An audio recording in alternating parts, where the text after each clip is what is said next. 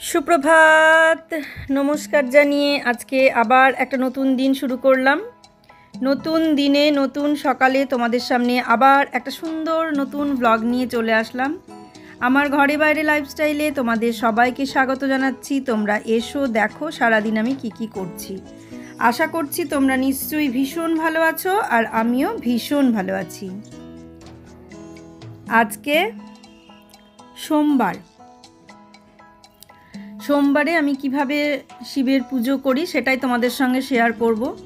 আর সকাল থেকে ঘুম থেকে উঠে পরপর আমার যা কাজ, খাওয়া দাওয়া কি খাই সেগুলোও তো তোমাদের সঙ্গে আগে শেয়ার করেছি।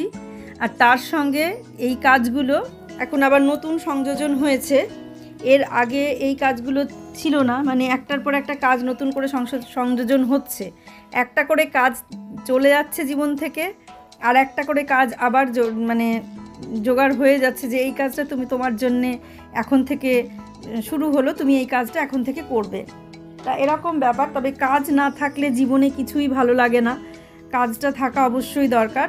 হ্যাঁ, তবে এই যে তুলসী বেদিটা অনেক দিন ধরে আনা হয়েছে, অনেক দিন ধরে, প্রায় 1 বছর হয়ে গেল। গোপালের সিংহাসন যখন আনা হয়েছে বেদিটা, তখন এই তুলসী বেদি আনা হয়েছে। কিন্তু তুলসী বেদিটার কোনো ব্যবস্থা করা হচ্ছিল না। তার কারণ আমাদের যে কোনো কাজ ধীর গতিতে চলে, মানে তাড়াহুড়ো করে আমরা কোনো কাজ করতে পারি না, কারণ তাড়াহুড়ো করাটার জন্য সময়ের দরকার। আর সত্যি কথা বলতে আমি সবার মতন যে ধরফর করে কাজ করব, এই ভারী জিনিস নাড়ানো চাড়ানো সরিয়ে নড়িয়ে করব। সকালবেলায় ঘুম থেকে উঠে এই যে ঠাকুর ঘরে চলে এসেছি। ঠাকুর ঘরে আমি রাধা মাধবকে একটু দেখিয়ে দিলাম তোমাদের সবাইকে। আর ঘরটাগুলো এই ঠাকুর ঘরটা আমি ঝাঁট দিয়ে পরিষ্কার করে নিয়েছি, এখনও মোছা হয়নি। আর এদিকে গোপাল বাবাজিকেও তাই সমস্ত কিছু ফুল টুল সরিয়ে পরিষ্কার করে দিয়েছি, মুছে নেব, মোছা হয়নি। এই যে আমার গুরুদেব আর ঠাকুরের গায়ে হাত দিইনি, প্রত্যেককে আমি পরে স্নান করে মুছে নেব। আর তোমরা দেখলে আমি তুলসী বেদিটা পরিষ্কার করে নিলাম। এখন প্রতিদিনই সকালবেলায় যেহেতু ওটার একটা ব্যবস্থা করেছি, সেই জন্য প্রতিদিনই সকালে তুলসী বেদি পরিষ্কার করে নিচ্ছি, মুছে নিচ্ছি।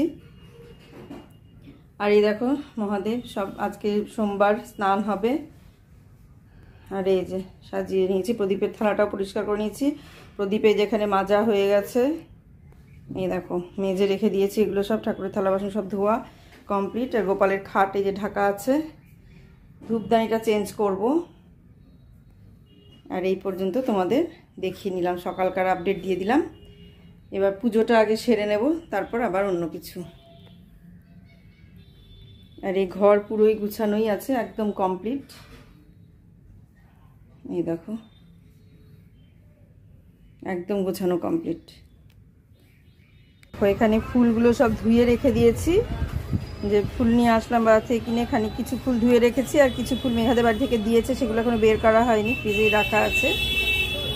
দেখতে থাকো, স্নান টান সেরে নিই, পুজোটা করে নিই। তুলসী বেদি তো দেখলেই ধুয়ে মুছে পরিষ্কার করলাম। আর এই তুলসী বেদির ওপরটা ঠিকঠাক করব, দেখতে পাবে। এই টপটাকে চেঞ্জ করতে হবে, নাহলে এটার সঙ্গে ঠিক ম্যাচ করছে না। পরিষ্কার করে নিলাম, প্রতিদিনই এখন এটা পরিষ্কার করা হচ্ছে। তুলসী গাছটা ভালোই হয়েছে।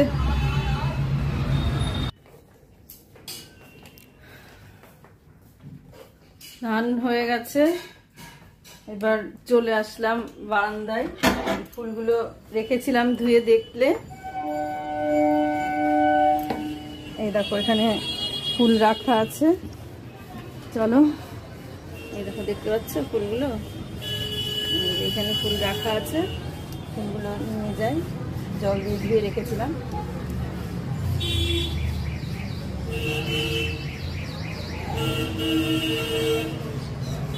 ফুলগুলো নিয়ে গিয়ে পুজো শুরু করে দিয়ে, দেখো বাইরেটা দেখিয়ে দিলাম। পুজোটা করে নিয়ে তারপরে ঘরের যে সমস্ত গোছানোর কাজগুলো বাকি আছে। বাইরে যা আওয়াজ, কথা বলার উপায় নাই।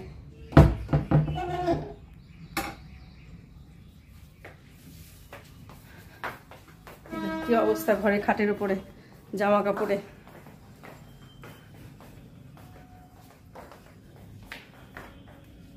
চলে আসলাম ঠাকুর ঘরে। এইবার পূজা হবে। বুবাই শুধু শিবের মাথায় জল দিয়ে একটা ধূপকাঠি এই যে ধরিয়ে দিয়েছে, এই দেখো ধূপকাঠি ধরিয়ে দিয়ে চলে গেছে। এবার বাকিটা আমি করে নেব সমস্তটা, দেখতে থাকো। যেটা বলছিলাম যে আমি তাড়াহুড়ো করে কোনো কাজ করতে পারি না। আগে পারতাম, আগে বলতে শ্বশুরবাড়িতে থাকতে পারতাম, তারপরে আস্তে আস্তে আস্তে আস্তে মানে শারীরিক পরিস্থিতি এমন জায়গায় এসে পৌঁছেছে, সেই জায়গাতে আমি হয়তো অনেকে বলবে যে মনের ইচ্ছে থাকলে সব হয়, মনের জোর থাকলে সব হয়। হ্যাঁ, মনের জোর থাকলে এমন অনেক কিছু হয় যেগুলো আবার যারা বলে যে মনের জোর থাকলে হয়, তাদের আবার সেগুলো হয় না। আমার হয়তো এমন কিছু মনের জোর থেকে হচ্ছে, যারা আমাকে বলছে যে মনের জোর থাকলে হয়, এগুলো পারে না, এগুলো বেশি কথা, এরকম হয়তো যারা আমাকে বলছে, তাদের আবার দেখা যাচ্ছে আমার যেটা হচ্ছে তাদের আবার সেটা হচ্ছে না। এরকম হয়, এক একজনের এক একটা দিকে দুর্বলতা থাকে, এক একটা দিকে এক একটা মানুষ দুর্বল হয়। তো সেই কারণে সে হয়তো সেই কাজটা সেভাবে করতে পারে না। কেউ আর্থিক দিক থেকে দুর্বল হয়, কেউ শারীরিক দিক থেকে দুর্বল হয়, অনেকে অনেক দিক থেকে দুর্বল হয়। কিন্তু দেখো আমার দুর্বলতা সব দিক থেকেই আছে। আমার এমন নয় যে প্রচুর আর্থিক সচ্ছলতা, আবার এমনও নয় যে একদম আর্থিক দুর্বলতা খুব আছে, সেটাও নয়। স্বাভাবিক যেভাবে চলে মানুষের জীবন ঠিক সেভাবেই চলে যায়। আমি বলবো না যে আমার আর্থিক দুর্বলতা আছে, আবার বলবো না যে আর্থিক খুব সচ্ছলতা আছে, একদম সচ্ছলভাবে চলে যাচ্ছে, সেটাও না। যেভাবে সাধারণ মানুষ চলে, সাধারণ মধ্যবিত্ত নিম্ন মধ্যবিত্ত মানুষ যেভাবে চলে, আমাদেরও ঠিক সেভাবে চলতে হয়। একটা চাকরিজীবী মানুষের সংসার কিভাবে চলে প্রত্যেকেই নিশ্চয়ই জানো, যাদের সংসারে একজন মাত্র রোজগারের চাকরি। ছেলের তো কদিন হলো পেয়েছে, ছেলে তো বেশি দিন না। সেই কারণে একটা ব্যাপার থাকে। আর লোন করতে করতে একটা চাকরি যারা করে তাদের লোন ছাড়া কোনো কাজও হয় না। আবার লোন করলে কি পরিমাণ মানে সেই লোন শোধ করতে হয় সেটা যারা চাকরিজীবী তারা আশা করছি জানি। তা সেই কারণে যে কোনো কাজই আমার তাড়াহুড়ো করে হয় না। যেটা শক্তি খরচ করে করতে হয়, শরীরের ক্ষমতা ক্ষয় করে করতে হয়, সেই কাজও আমি পারি না। আর সেই শারীরিক ক্ষমতাটা আমার চলে গেছে, নেই। কাজেই হয়তো নেই বলছি বলে অনেকে ভাববে যে নেই বললে নেগেটিভ কথা বললে নেগেটিভই হয়ে যায়, পজিটিভ হয় না। তা এটা হয়তো সবার ক্ষেত্রে হয় না, কিন্তু আমার ক্ষেত্রে তাই হয়। সেই কারণে আমি একটু ধীরে সুস্থেই করি। তা তুলসী বেদিটা আমার একার পক্ষে নড়িয়ে চড়িয়ে সম্ভব ছিল না।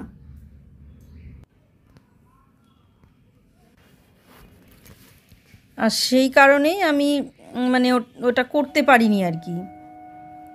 তা এতদিন ধরে ওইভাবে পড়ে থেকে তারপর বুবাইয়ের বাবার সময় ছিল না, এতদিনে সময় হলো, তাই টুকটুক টুকটুক করে এটা করা হলো। আর এই সিংহাসনটা, ঠাকুরের সিংহাসনটা করা হলো, সেখানে যে মার্বেল পাতা হলো, সেই মার্বেলের দোকান থেকে, কারণ ওইটুকু টুকরো মার্বেল মোল্ডিং করে কেটে কেউ দেবে না, তাই একসঙ্গে দুটো কাটিয়ে মোল্ডিং করিয়ে নিয়ে এসে তুলসী বেদির নিচে ওটা পাতা হলো আর ওটা ওখানে দেওয়া হলো।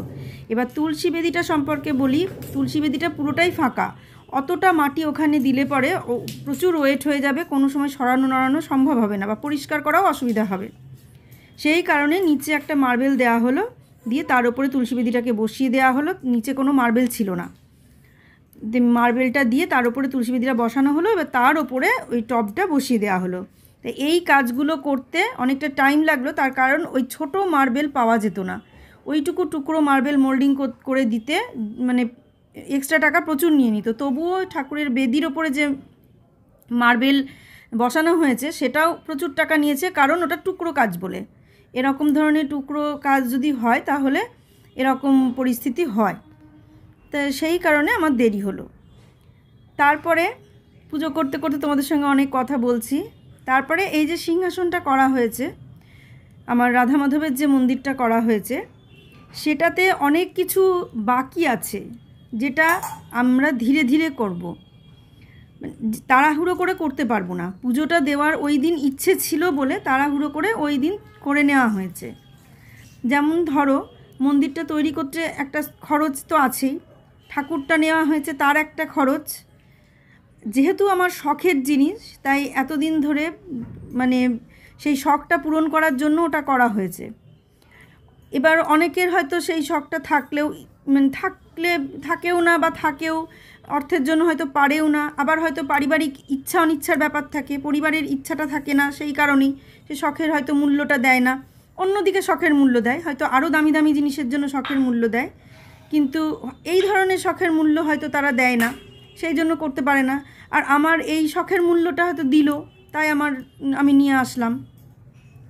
সেটা আমি বাড়ির মানুষকে বলছি না, আমি ঈশ্বরের কথাই বলছি। তিনি আমাকে সেই মূল্যটা দিলেন বলে আমি পারলাম। হয়তো অন্যদের ঈশ্বর আরও বেশি মূল্য দেন, আমি এই কথা বলেছি, আমি কিন্তু পারিবারিক কোনো ব্যক্তিগত মানুষের মূল্য দেওয়ার কথা বলিনি।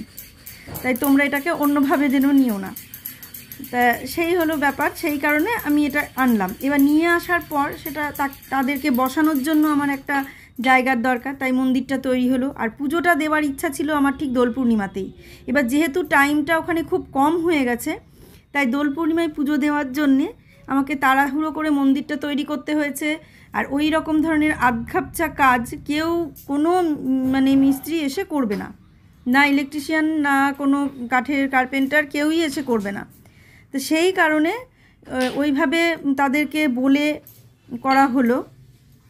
করানো হলো। যেহেতু তাদের ওইভাবে বলিয়ে করানো হলো, তারা একদিনে করে এসেই করে দিয়েছে, কেউ কিন্তু না করা হয়নি। তারা তাদের সময় বের করে ওইটুকু টাইমের মধ্যে সারা দিন রাত পর্যন্ত খেটে তারা কাজটা করে দিয়েছে।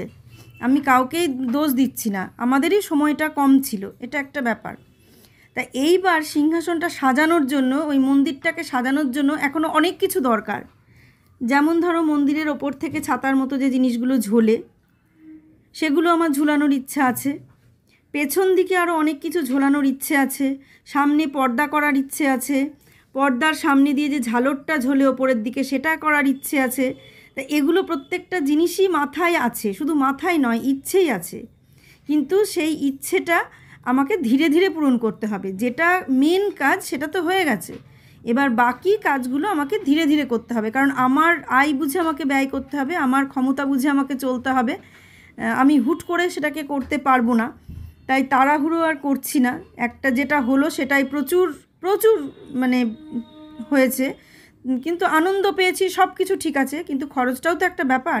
তাই যেটা হয়েছে তারপরে বাকি যেটুকু হবে সেটুকুর জন্যে আমাকে একটু ধৈর্য ধরতে হবে। তাই ধৈর্য ধরেই কোথাও আমার তো মনে হচ্ছে যে এখনই এটা হয়ে যাক, সেটা হয়ে যাক, পেছনে ঝুলিয়ে দিই, সামনে ঝুলিয়ে দিই, কিন্তু ওগুলো কিনতে গেলে প্রচুর দাম। প্রথম কথা দাম, তারপরের কথা হচ্ছে সময়ের ব্যাপার। হুট করে যে আমি কিনতে যাবো, ওগুলো কিনতে গেলে এখন 10,000-15,000 টাকা খরচ। এই 10-15,000 টাকা আমি কোথা থেকে দেবো? দুটো লাইট যে লাগানো হবে, একটা লাইটে 1200-1400 টাকা করে খরচ। দুটো লাইট যে নিচে আমি দুটো স্পটলাইট, সাদা লাইট লাগাবো, এটা আমার ইচ্ছে আছে, আমি জানি লাগাতে হবে, কিন্তু সেই লাইটটা লাগাতে গেলে আমার 2,000-3,000 টাকা খরচ আছে। তা সেই 3,000 টাকা আমাকে তো জোগাড় করতে হবে, বা পরিস্থিতি তৈরি হতে হবে, তারপর তো আমি লাগাবো। তো সেই জন্য ইচ্ছা আছে জন্মাষ্টমীর আগে আবার কিছু জিনিস কিনবো। না করলেও হবে, কিছু তো রেখে দিলেও থেকেও যাবে না। এই ফুলগুলো মেঘা, এই ফুলগুলো রেখে দিলে থাকবে না একটু ফ্রিজে? তাহলে এই ফুল কটা রেখে দিই, সব ফুল দিয়ে করবো না। টগর ফুলগুলো বেশি দিন থাকবে।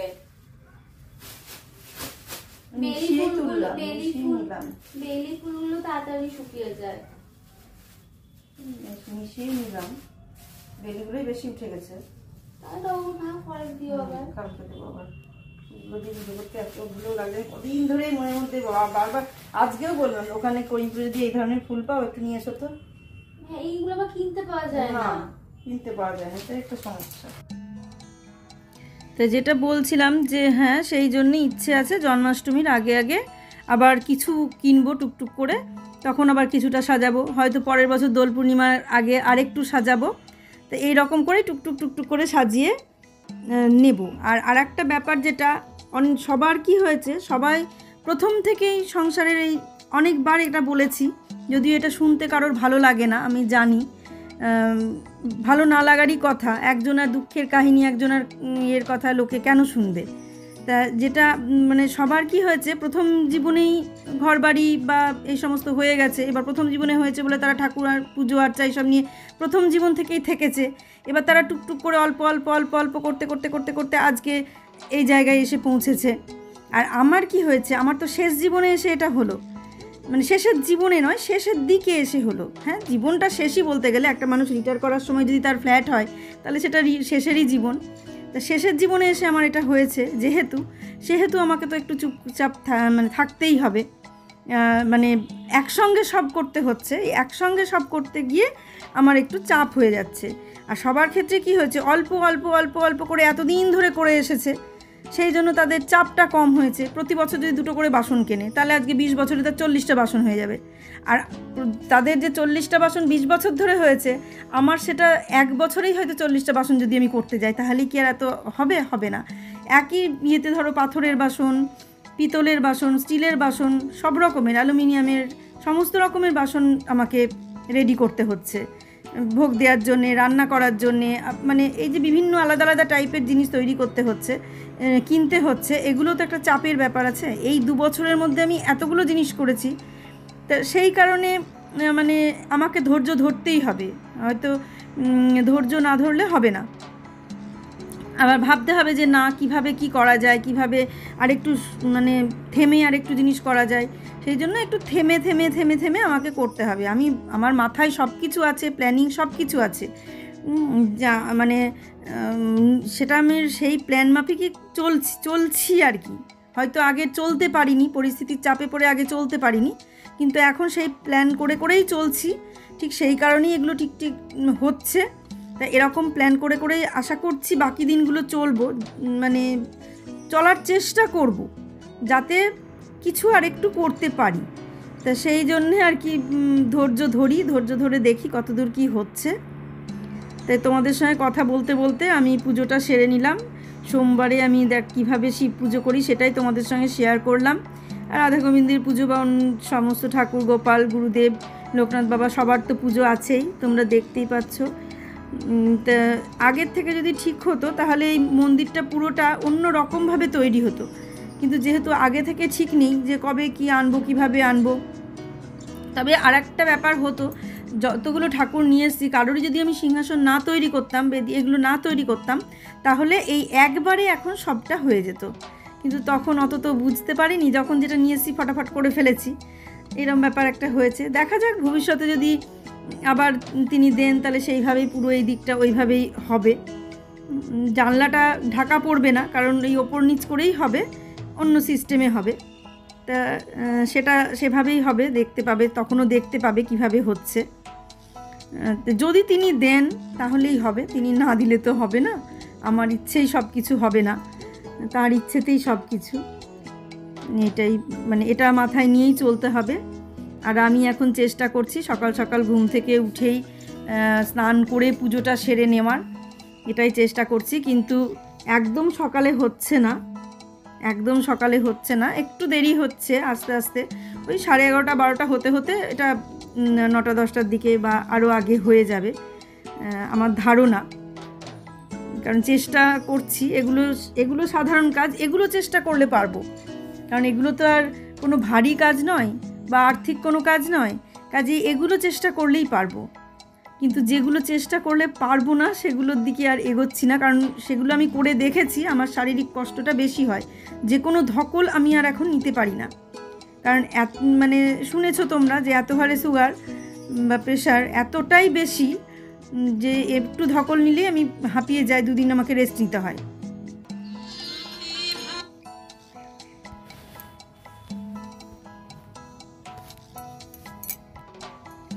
তো তোমরা বলেছি, শুনেছো এর আগেও, যে সেই জন্য আমি সেটা নিতে পারি না বলে, আমার কষ্ট হয় বলে আমি যে কোনো কাজ একা, মানে ভারী কোনো কাজ একা করি না। আর যেদিন বাড়িতে থাকে না সেদিন আমি করি না।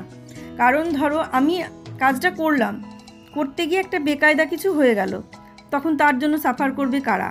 ওরাই তো করবে। আমার তো কষ্ট হবে, আমি তো বিছানায় পড়ে থাকবো, তারপর খরচ, হয়রান, সব কিছু ওরা হবে, আর আমার কষ্ট হবে, আমি কষ্টটা বিছানায় শুয়ে শুয়ে ভোগ করব। সেই কারণে কেউ না থাকলে ভারী কাজ আমি একা করতে যাই না। হালকা কাজ যেগুলো থাকে, যেগুলো আমার করার মতো, সেগুলোই আমি করি। আমি রিস্ক নিয়ে আমি বাহাদুরি দেখাতে চাই না যে দেখো আমি করলাম একা একা, এই বাহাদুরিটা আমি দেখাতে যাই না, দরকার নেই। আমার বাহাদুরি দেখাতে গিয়ে বেকায়দা কিছু হয়ে গেলে ওই বাহাদুরির থেকে ওটা অনেক বেশি ক্ষতিই হবে, সবার জন্যই ক্ষতি হবে, সবাই হয়রান হবে। সেই কারণে আমি সেটা করতে চাই না। এইভাবেই জীবনটা চলুক, এইভাবে চললেই ভালো। আর এখন ঠাকুরে মন দিয়েছি, দেখছোই এক একটা সময় এক একটা মানুষের মনের মধ্যে ঝোঁক আসে। আর গান বাজনাটা আমি আবার শুরু করব, এটা একটা ব্যাপার। এই যে ব্যাপারটা, যেমন এই আমার এই ইচ্ছাটা, সবার এই ইচ্ছাটা এক মিলবে না, যেমন গান বাজনাটা আমি আবার শুরু করব। তো দেখতে দেখতে ব্লগের শেষের দিকে চলে আসলাম, পুজোও শেষ করে দিলাম। এবার দেখো পুজোটা সেরে আমি আবার সেকেন্ড রাউন্ড চা খাবো, আর চা খেতে খেতেই তোমাদের সঙ্গে ব্লগটা মানে আমি শেষ করে দেবো। এই যে আরতিটা একটু করে নিই। আর এখন আরতি আর বসে করা যায় না, দাঁড়িয়ে দাঁড়িয়েই করতে হয়।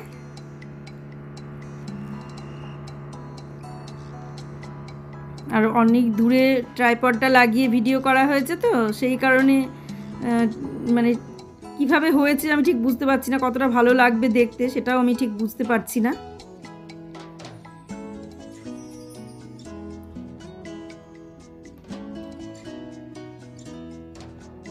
সবাইকে ফুল দিয়ে দিলাম, সবার চরণে ফুল দিলাম, সাজিয়ে দিলাম, সব কিছু করে যেভাবে পুজোটা হয় সেভাবেই করলাম। আর শিব পুজোটাই মেন আমি তোমাদের সঙ্গে শেয়ার করেছি, অন্য পুজোগুলো অতটা শেয়ার করিনি।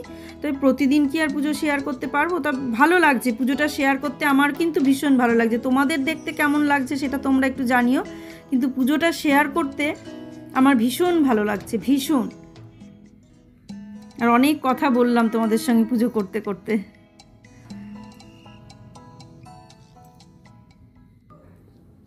পুজো কমপ্লিট হয়ে গেল।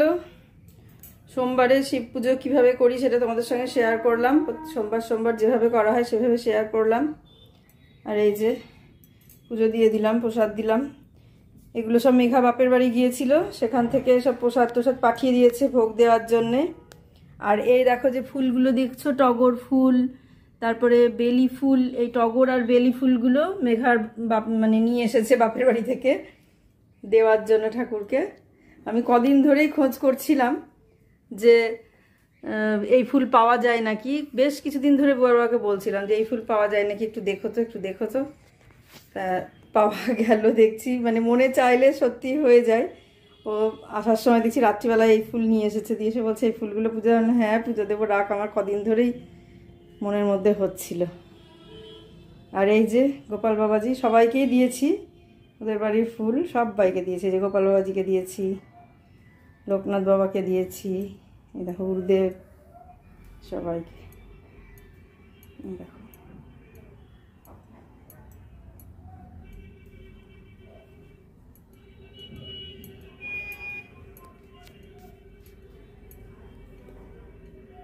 মহাদেব তো ফুলেই ঢেকে গেছে, এত বড় একটা ত্রিশূলের দরকার, ত্রিশূলটা আনতে হবে। মানে যেদিন ওই বেদি টেদি আনবো তখনই ত্রিশূলও নিয়ে আসবো।